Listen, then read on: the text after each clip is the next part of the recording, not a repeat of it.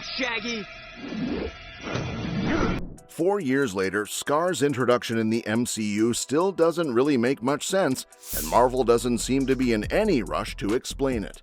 While She-Hulk Attorney-at-Law had plenty of elements that divided fans, most people would probably agree that Skaar's sudden appearance in the finale remains one of the weirdest and most confusing cameos the MCU has ever done. At the end of the series, Bruce Banner unexpectedly returned from Skaar and introduced his son Skaar to the family during a barbecue scene. The problem wasn't that Bruce had a son. That actually makes sense, given his time as a gladiator on Skaar between Avengers Age of Ultron and Thor Ragnarok. The real issue was that the MCU had never hinted at Bruce having a child before. Not only did Skaar suddenly appear out of nowhere, but he looked like he was already in his late teens or early 20s. The reveal also felt disconnected from Jennifer Walters' story. Throughout She-Hulk, the focus was on Jennifer learning to balance her life as a lawyer and a Hulk while building confidence in herself. Her relationship with Bruce centered on family, mentorship, and understanding each other.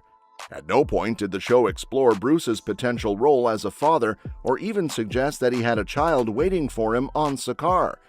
The only clue was Bruce briefly mentioning that he had unfinished business there. In many ways, Skaar's appearance felt more like the ending of Bruce Banner's story than Jennifer Walters'. It made sense that Bruce, after years of conflict and isolation, would eventually find peace by reconnecting with family. But because that journey happened entirely off-screen, Skaar ended up feeling less like an important character introduction and more like a last-minute tease for a future project that still hasn't happened. It also didn't help that many fans disliked Skaar's visual design, especially his hairstyle and overall appearance. To make matters worse, he didn't even get a single line of dialogue before the credits rolled. 4 years later, neither Skaar nor most of the other major characters introduced in She-Hulk have returned. Skaar wasn't the only victim of this problem. During the MCU's Phase 4 era, Marvel introduced a huge number of new characters through post-credit scenes and surprise cameos, many of whom still haven't returned. Characters like Clea in Doctor Strange and the Multiverse of Madness, Hercules in Thor Love and Thunder, and Eros in Eternals were all introduced with major teases only to disappear afterward. That said, none of this means Skaar is a bad character. In fact, comic book Skaar is one of Marvel's coolest and most underrated creations. In the comics, Skaar is the son of Hulk and Kyera the Oldstrong, as well as the twin brother of Hero Kala. After Kyera's death, a cocoon containing Skaar fell into Sakaar's Lake of Fire. When he eventually emerged, he appeared to be a human child, but within a year, he had grown into a young adult. During that time, he lived in the swamps with an old man named Old Sam, who tried to teach and raise him after rescuing him shortly after the Shadow People branded tattoos into his skin. According to Old Sam, it took months before Skaar even started wearing clothes or speaking. As Skaar grew stronger, he battled Axeman Bone and his dragons using only a sword and his own strength, eventually defeating them. Around the same time, he met Princess Omaka and shocked everyone by revealing that he could speak intelligently. After surviving an attack by the Wildebots, the two formed an alliance. Later, with the help of his followers, Skaar gained access to the immense cosmic force known as the Old Power. Not long afterward, Skaar allied himself with the supposedly redeemed Red King, who had been rebuilt with cybernetic enhancements by the Wildebots after surviving death. This decision caused many of Skaar's former supporters, including Omaka, to lose faith in him and instead side with Axeman Bone. After obtaining the Old Power, Skaar gained the ability to witness every murder ever committed on Skaar. Consumed by rage, he decided that everyone responsible for those acts deserved to die and set out to destroy Axeman Bone and his followers. However, his plans were interrupted when the Silver Surfer returned and warned that Galactus was coming to consume Skaar. The Silver Surfer offered Skaar a chance to become a hero by using the Old Power to reactivate ancient Shadow People technology and evacuate the planet, whose energy reserves could sustain Galactus for 100,000 years. Skaar refused. Instead, he attempted to destroy Skaar itself. The Silver Surfer was forced to strip him of the Old Power and restore the planet, but the effort weakened the Surfer enough for Skaar to capture him using an obedience disc, effectively making him a servant in his army. Throughout these events, the spirit of Kyera repeatedly tried to convince her son to abandon his quest for revenge and fight for the people of Skaar.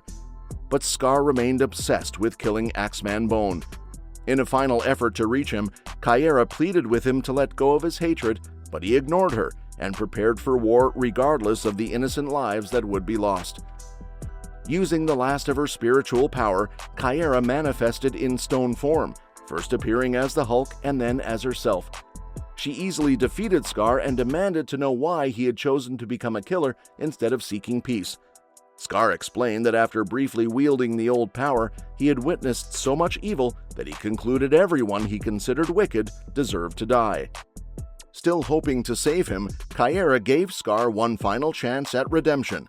She ordered the enslaved Silver Surfer to bring Skaar face to face with Galactus, a being responsible for the deaths of billions, so he could understand the true consequences of his actions. Afterward, the Silver Surfer returned Skaar to Skaar, believing he had changed. Trusting that her son had finally accepted the plan to save the planet, Kyera restored the old power to him and merged once again with Skaar. But Skaar immediately betrayed her trust. He used the old power to destroy the stone ships that were meant to evacuate the population, effectively condemning everyone on Skaar to die. In Skaar's eyes, Skaar itself and his mother's spirit mattered more than the lives of its people. He then gave the Silver Surfer an ultimatum: spare Skaar, or Skaar would use the old power to increase Galactus's hunger and cause him to consume every world connected to that energy. Refusing to cooperate, the Silver Surfer left and warned the people of Skaar that Skaar's actions could lead to the deaths of billions across the universe. Horrified by what her son had become, Kyera returned one last time and rejected Skaar as her son. She opened a wormhole and exiled him from Skaar. Afterward, she absorbed the planet's remaining old power and prepared to sacrifice herself to Galactus. But just before Skaar was completely pulled through the wormhole, he unleashed one final blast of old power at Galactus, awakening him and making his hunger for that energy even stronger.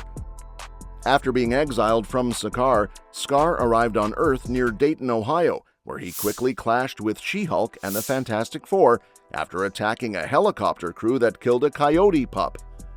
The battle was interrupted by one of Norman Osborn's bombs, which left Skaar stranded in a human form and presumed dead. While living among humans, Skaar befriended two children and began questioning the choices that led to Skaar's destruction. After transforming back into his true form, he attracted the attention of the Warbound and eventually confronted his father, the Hulk. Skaar blamed Hulk for abandoning Skaar and sought revenge, but was disappointed to find the Savage Hulk instead of the powerful green Skaar he wanted to kill.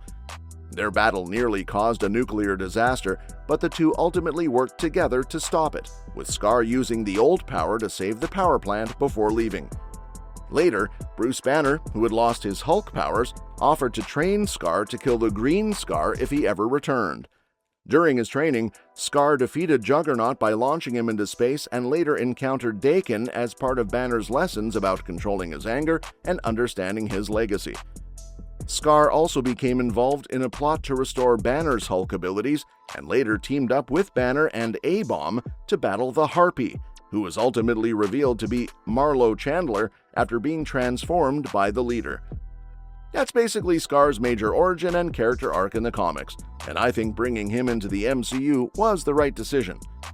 The problem wasn't the idea of introducing Skaar, but the way they handled his debut.